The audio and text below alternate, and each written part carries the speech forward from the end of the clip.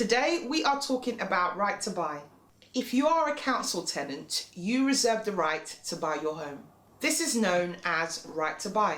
The rules also generally apply to housing association tenants as well. Provided that you can prove affordability, there are a number of lenders who will give mortgages in these circumstances. The best thing about it is because the property is offered to the tenant at a discount of its true market value, many of these lenders will give 100% mortgages for these purchases. This is known as a discounted sale and means that you do not have to raise a deposit.